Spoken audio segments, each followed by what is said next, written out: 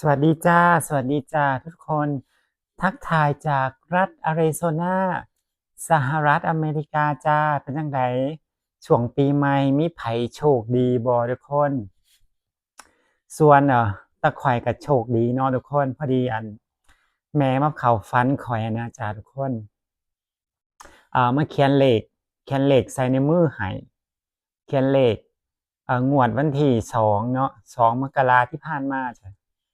ก็เพิ่นเขียนเลขให้สรุปก็ถูกทั้งบนทั้งล่างเนาะแต่ว่าบ่ได้ถูกหลายทุกคนถูกบนล่างแต่ว่าบ่ได้ถูกหลายเนาะแต่ก็ถือว่าโชคดีต้อนรับปีใหม่เนาะข้อยก็บอกครอบครัวข้อยล่ะบอกแบบว่าเราฝันเนาะทุกคนเราก็บอกทางครอบครัวเรานำก็เขาเจ้าก็ถูกกันจั่งซี้นะก็ดีใจต้อนรับปีใหม่เนาะ อืมมาเข้าเรื่องเข้าราวของเราดีกว่าจ้าเป็นหยังสามีคือยังบ่ทันได้เงินเกษียณเนาะคือสืบเนื่องจากว่าตอนนี้สามีก็เกษียณมาตั้งแต่กุมภาเนาะจนสิฮอดกุมภาอีกเทื่อหนึ่งแล้วเนาะก็เอ่อ11เดือนแล้วเนาะทุกคน11เดือนแล้วที่เพิ่นยังบ่ทันได้เงินเกษียณเนาะเป็นหยังเพิ่นคือบ่ทันได้หลายคนก็สิสงสัยเนาะอืมคือสามีเพิ่นสิรอเอาเงินประกันสังคมหรือว่าเงินเกษียณนี่ตอนอายุ70ปีจ้ะทุกคนทุกคนฟังบ่ผิดดอกเพิ่นสิเอาเงิน Social Security หรือว่า Social Security หรือว่าเงินประกันสังคมเนาะอ่าตอนอายุ70จ้ะนั่นล่ะเพิ่นก็เลยยังบ่ทันได้ตอนนี้จั่งซี้นะเป็นหยังเพิ่นคือเอาตอนอายุ70อ่าคือมันมีหลักเกณฑ์อยู่ทุกคนถ้าเราแบบว่าเอาเร็วมันก็สิได้เงินน้อยจั่งซี้นะถ้าเราเอาแบบช้าแหน่จั่งซี้มันก็สิได้เงินเพิ่มขึ้นสมมุติว่าสมมุติว่าสามีเอาตอนอายุ70ได้เดือนละ5,000จั่งซี้นะทุกคนเดือนละ5,000เหรียญจั่งซี้นะสมมุติเด้อจ้ะสมมุติจั่งซี้นะแต่ว่าข้อยบ่ได้ข้อยบ่ได้รู้ดอกว่าเพิ่นสิได้เท่าใดตอนเพิ่นอายุ70ก็คือต้องอ่ารอเบิ่งอีกเทื่อหนึ่งเนาะแต่ว่าอยากให้ทุกคนเห็นภาพนะถ้าเราเอาเร็วจังซี้มันก็สิได้น้อยจังซี้นะทุกคนสามีข้อยก็เกษียณตอนอายุ66เนาะทุกคนปีที่แล้วตอนนี้นางก็อายุ67ปีแล้วทุกคนเหลืออีกบ่กี่ปีเนาะ67 68 69 70เหลืออีก3ปีเนาะนางก็จะได้เงินเกษียณของนางที่นางเก็บสะสมมาจั่งซี้นะอืม ซึ่งเฮาเองข้อยเป็นข้อยข้อยเป็นเมียจั่งซี้ถ้าเกิดอิหยังขึ้นเสียข้อยก็สิได้ครึ่งหนึ่งของของเงินเกษียณสามีจั่งซี้นะทุกคนแต่ว่าข้อยต้องอายุพู้นเดะ62หรือว่า67ปีจังซี้ถ้าข้อยรอแบบ67ปีมันก็สิได้หลายจังซี้นะถ้าข้อยเอาตอนอายุ62มันก็สิได้น้อยจังซี้นะทุกคนก็คือแบบถ้าเราอยากได้หลายเราก็รอแหน่จังซี้นะแต่ว่าถ้าเรามีเงินน่ะเรามีเงินสำรองแล้วเราก็บ่ต้องรอก็ได้เนาะก็สามารถเอาตอนอายุ62แต่อีกยังไกลอยู่ทุกคนอีกอีกไกลอยู่กว่าสิฮอด62เนาะก็เว้าเว้าเป็นความรู้เนาะข้อยเองก็บ่ได้แบบถนัดหรือว่าเชี่ยวชาญเรื่องทางนี้จังซี้นะแต่ว่านั่นล่ะก็สามีเพิ่นเฮ็ดงานเงินเดือนเพิ่นก็ค่อนข้างที่จะหลายเนาะทุกคนค่อนข้างที่จะเยอะแต่ว่าอย่างที่บอกเนาะทุกคนเพิ่นสิแบบว่าเก็บสะสมของเพิ่นนำแล้วก็พวกหักพวกเบี้ยประกันต่างๆซี้นะทุกคนเนื่องจากว่าล่ะอยู่อเมริกาเบี้ยประกันต่างๆมันค่อนข้างจะแพงเนาะแพงหูฉี่เลยแหละ พวกประกันบ้านประกันรถประกันชีวิต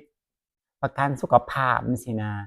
ก็คือแบบ จ่ายเดือนหนึ่งเดือนละแบบหลายอ่ะทุกคนถามว่าเงินเดือนสามีหลายก็จริงอยู่แต่ว่าพอมาเฉลี่ยแล้วมันก็แบบว่า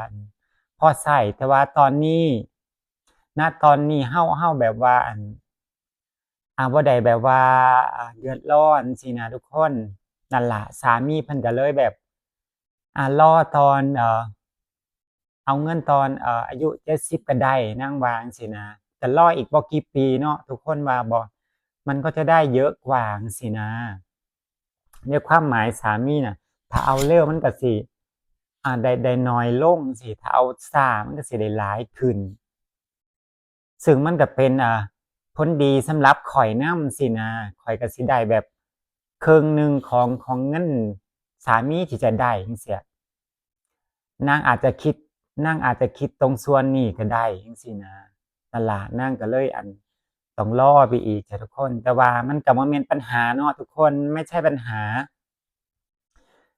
เพราะว่าเฮาก็มีแบบว่าเงินสำรองใช้อยู่จั่งซี้นะบ่ได้เงินส่วนนั้นก็บ่เป็นหยังบ่ทันได้ก็บ่เป็นหยังจั่งซี้ข้อยก็บ่ได้ซีเรียสดอกแต่ว่าแต่ก็ถามสามีเพื่อเฮาสิได้รู้จั่งซี้นะเอออันเพิ่นนั้นให้ข้อยเซ็นกระดาษ2ใบจั่งซี้นะทุกคนกระดาษ2ใบที่ข้อยได้เซ็นนะข้อยได้เซ็นก็คือได้เงินจาก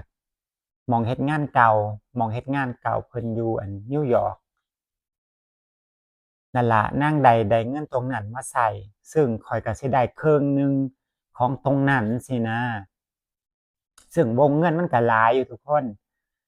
แต่ว่านางบ่ได้เบิกมาเป็นก้อนจั่งซี้นะถ้าเบิกมาเป็นก้อนมันได้เสียภาษีอีกจั่งซี้นะนางก็เลยแบบเอาเป็นรายเดือนแล้วก็ข้อยก็สิได้นำครึ่งหนึ่งซี้นะทุกคนซึ่งตัวนั้นข้อยก็เซ็นไปแล้วแล้วล่าสุดที่นางเพิ่งเกษียณซี้ของของ Arizona ที่นางเฮ็ดงานน่ะอันนั้นข้อยก็เซ็นเรียบร้อยแล้วจั่งซี้นะเซ็นแบบรับจั่งซี้นะทุกคนก็ก็สิได้ครึ่งหนึ่งของเงินสามีเงินสะสมสามีที่เพิ่นได้จากหม้องเฮ็ดงานซี้นะนางเฮ็ดงาน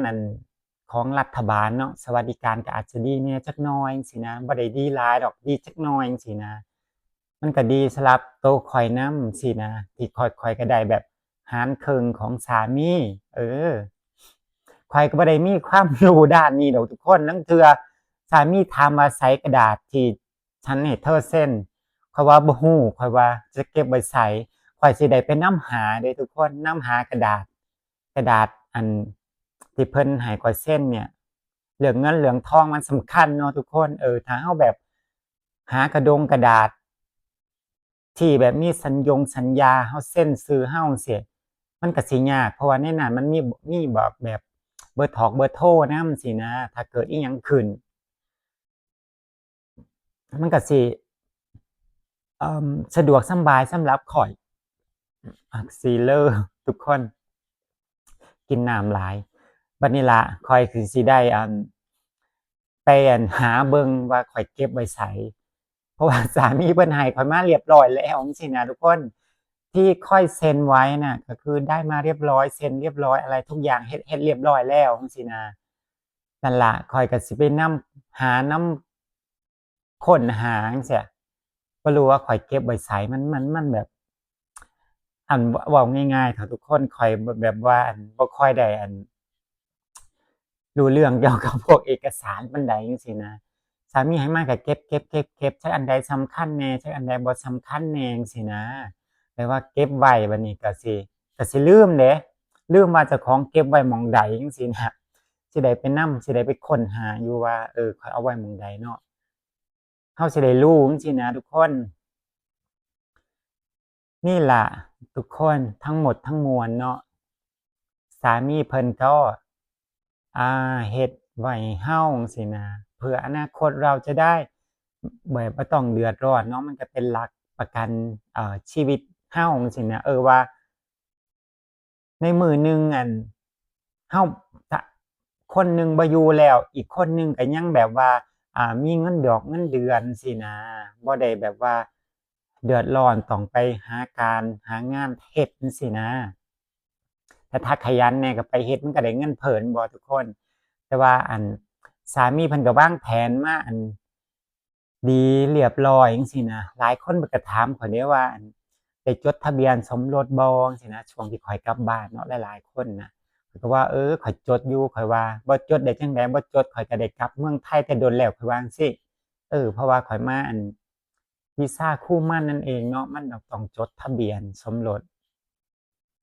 นั่นละทุกคนสรุปก็คือสามีรอเอาเงินเกษียณตอนอายุ70 ปีเนาะเพราะว่ามันสิได้เรทเงินที่หลายขึ้นนั่นเองถ้าเอาตอนนี้มันก็ได้อยู่แต่ว่ามันได้น้อยกว่าจั่งซี้นะอันนี้ข้อยก็อันฟังสามีมาอีกเทื่อหนึ่งสินะถามว่าข้อยเข้าใจบ่ข้อยบ่เข้าใจดอก นอกจากพุ่นล่ะข้อยสิเห็นตัวเลขพุ่นล่ะว่าได้เท่าใดเท่าใดจั่งซี้ข้อยถึงสิแบบว่าเว้าได้ตอนนี้มันยังบ่ทันได้จังซี้นะข้อยก็เลยแบบยังบ่ทันเว้าได้เต็มปากเต็มคำแต่ว่าเพิ่นนั่นสิรอพุ่นล่ะอายุ70 ปีเพิ่นถึงสิเอาเนาะความประสงค์ของเพิ่นน่ะนะนั่นล่ะทุกคนขาเอาเป็นว่าคลิปนี้ฝากไว้เพียงเท่านี้เนาะขอให้ทุกคนดูแลสุขภาพกายสุขภาพใจมีแต่ความโชคดีมีแต่ความโชคหมานร่ำรวยกันทุกผู้ทุกคนเนาะมื้อนี้แดดดีดีจ้ะทุกคนแดดส่องเวลาเฮ็ดคลิปนี่ก็ต้องเฮ็ดเวลามีแดดเด้ทุกคนลางเทื่อเฮ็ดคลิปนี่เดี๋ยวเมฆบังแดดแหน่มันก็สิมืดจั่งซี้นะตอนนี้ก็คืออาทิตย์นี้ก็คือแบบแดดทุกมื้อจ้ะทุกคนแต่ว่าข้างนอกอย่างที่บอกอากาศก็หนาวเย็นเอาล่ะจ้ะไปแล้วบ๊ายบายจ้า